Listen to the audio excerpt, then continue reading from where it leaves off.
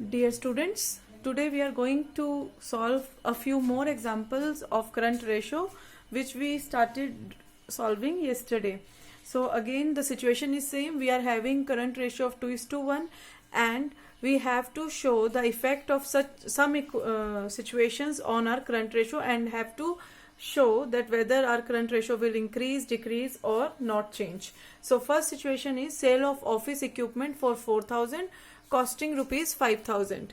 तो again current ratio जो है हमारे पास वो 2:1 है और हमें सिचुएशन क्या दी है कि अगर हम ऑफिस इक्विपमेंट जो कि 5,000 का है उसे अगर हम 4,000 में सेल करते हैं तो उसका हमारी करंट रेशियो पे क्या फर्क पड़ेगा. तो सबसे पहले तो आप ये समझ लीजिए कि ये जो आपको कॉस्ट प्राइस और सेल प्राइस अलग अलग दिया है this is of no use. इसमें आपको प्रॉफिट के लिए कंफ्यूज होने की जरूरत नहीं है कि वेदर हमें प्रॉफिट हुआ या लॉस हुआ उसका भी करंट रेशियो पर इफेक्ट आएगा, ऐसा कुछ नहीं होगा. ठीक है, आपको सिर्फ क्या ध्यान रखना है कि अगर हमने सेल करी है तो कितने में करी है, क्योंकि जो कैश हमारे पास आएगा वो उतना ही आएगा जितने का हमने सेल किया है.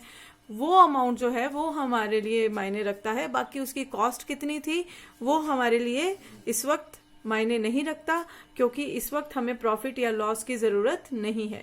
तो हमने एक ऑफिस इक्विपमेंट सेल किया है जो कि 4,000 का है. अब हमने सपोज कर लिया अपने करंट एसेट फिर से 20,000, करंट लाइबिलिटीज 10,000. तो जब हम ऑफिस इक्विपमेंट को सेल कर रहे हैं तो करंट एसेट पे क्या फर्क पड़ेगा. देखिए करंट एसेट पे ऑफिस इक्विपमेंट के जाने का कोई फर्क नहीं पड़ेगा, क्योंकि ऑफिस इक्विपमेंट जो है वो फिक्स्ड एसेट है.